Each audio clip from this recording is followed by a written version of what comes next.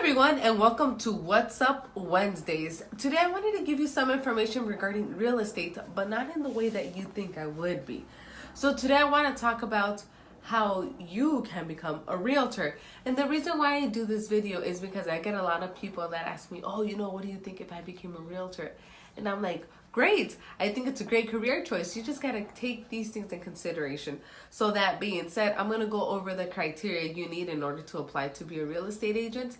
And then I'll kind of talk about what being a real estate or agent or realtor is like. Okay. So first of all, here I have my lovely book from the Arizona School of Real Estate and Business. And this is who I went to. There's different schools, but this is the one that I went to based off a recommendation that another realtor gave me.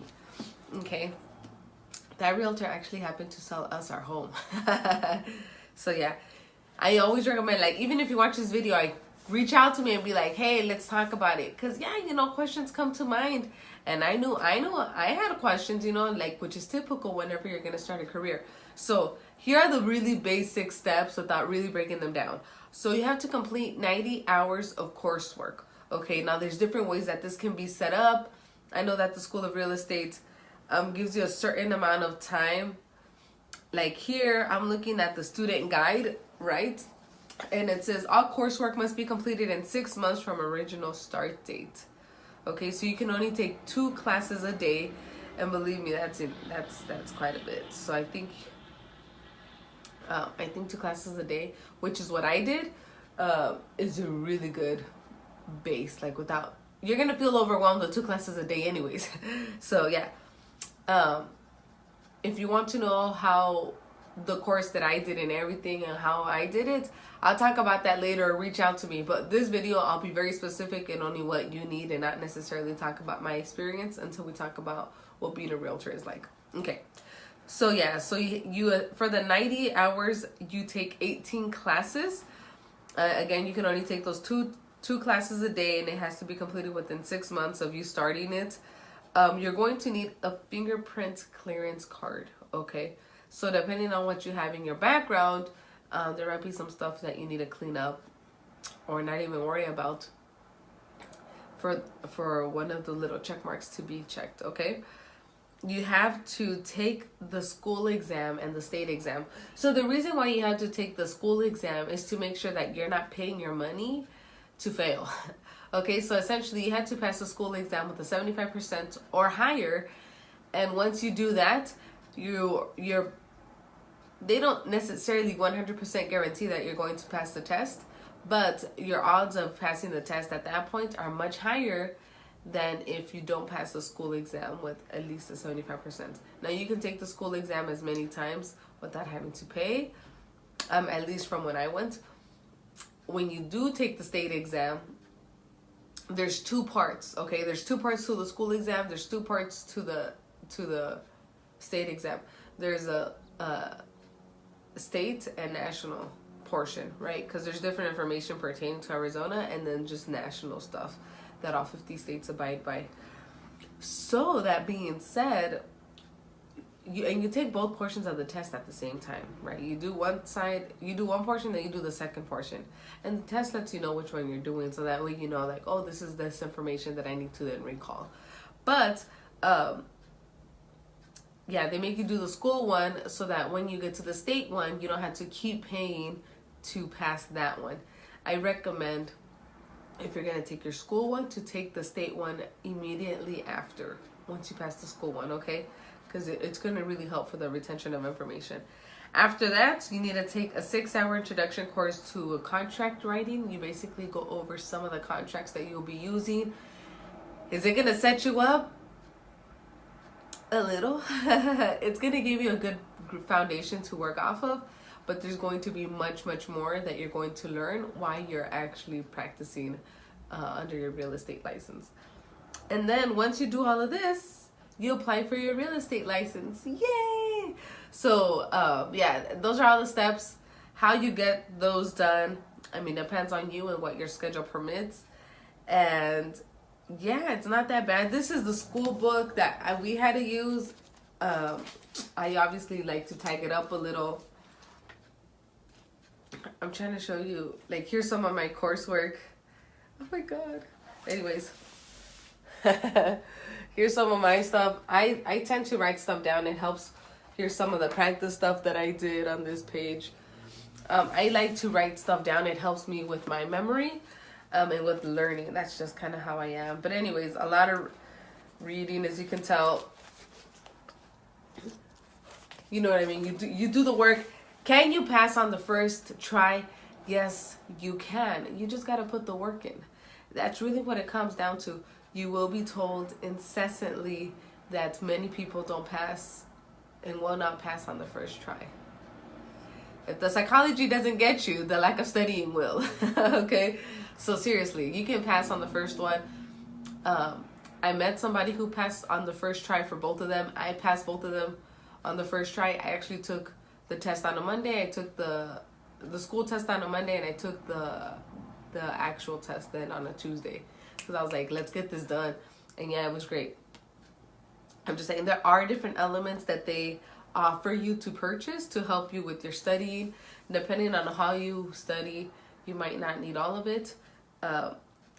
But yeah, it just depends up to you. Again, if you want to get more specific on that, feel free to reach out to me. I know there were certain things that if I had to do it again, I would do it exactly the same way that I did, because here I am. Anyways, so now we're going to talk a little bit about the pros and cons. Well, not the pros and cons, but really what the real estate life looks like. So you get to build your own schedule. So that can be interesting, because then if you're used to thinking, well, I'm going to work 8 to 5 or what have you, right? Or like, I really like the idea of working 10 to 8.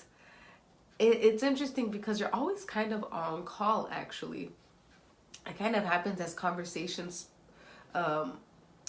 happen with people. You're like, oh, I'm looking to buy a house. Oh, and then you initiate that conversation. So it's really interesting. And at the same time, depending on when deadlines are, you also have to work weekends. You know, there's dates that need to be taken into consideration. For example, you could be showing houses on a Saturday and submit a contract on a Sunday, or same day Saturday. Do you know what I'm saying? Like, it just varies, right?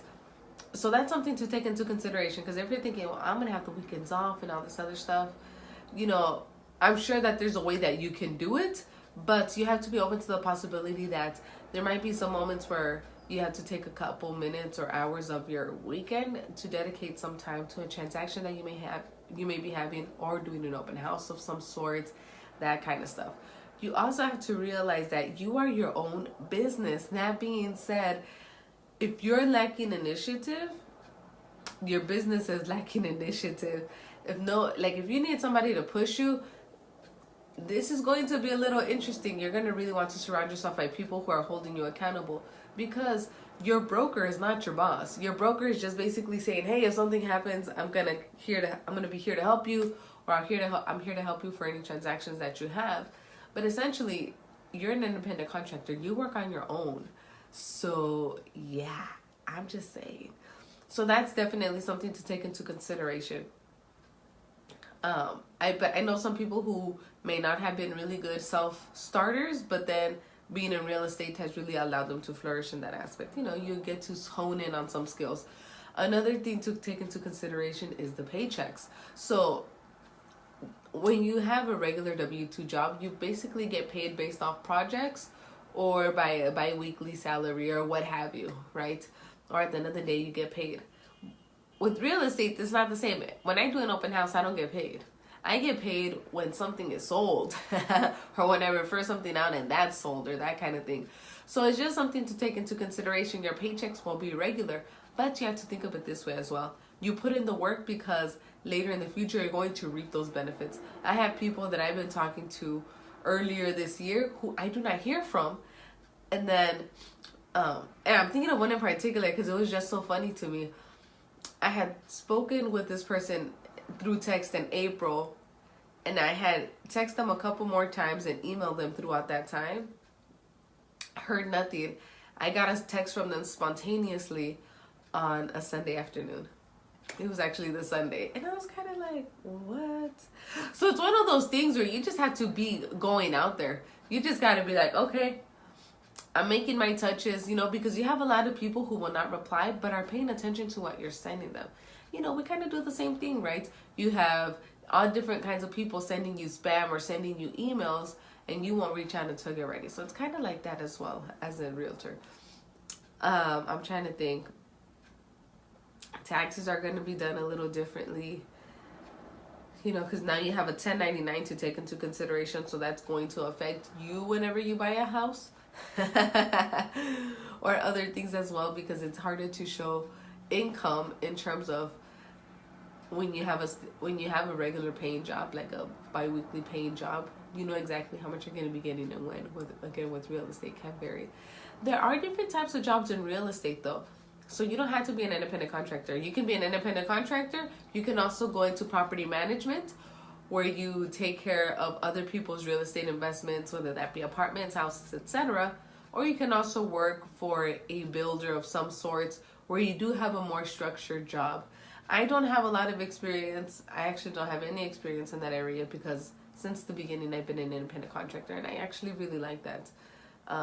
I don't have to worry about whether I'm going to work Wednesday to Sunday or what have you. I just know I'm going to work Monday to Sunday. So it just depends on what you want to do.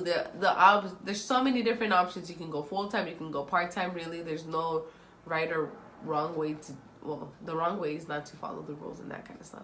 But anyways, you get to basically determine how you're going to build your business.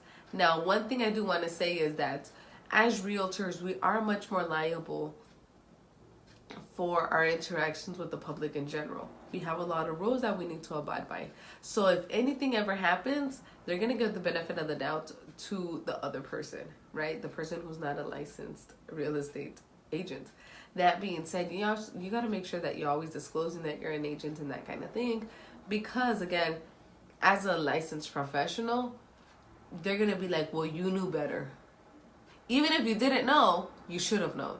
So that's something that you need to take into consideration. To me, I find that a little exciting, because I'm like, you make sure that you're on top of it. You know what I mean? Because you don't want to get in trouble. You do not want the Department of Real Estate watching you. And one way to make sure you avoid that is by following the rules. Like, it's easy. Just follow the rules and we're all good. All right. So if you have any questions about real estate school or that kind of stuff, or my experience, shoot me a text, an email, put a comment on here. But yeah, dude, you can totally do it. You just got to put the work in, really. And that's why I put all these books. Let's get into that studious portion of ourselves, because you can do it. I'm just saying, you can. That you can. You just got to put in the work and effort and the sweat equity. You know what I'm saying? Because if you're not going to do that, then you're going to have a hard time. Okay? So anyways, I'm going to let y'all go. But again, I'm here if you have any questions. And that's a wrap. See you Friday.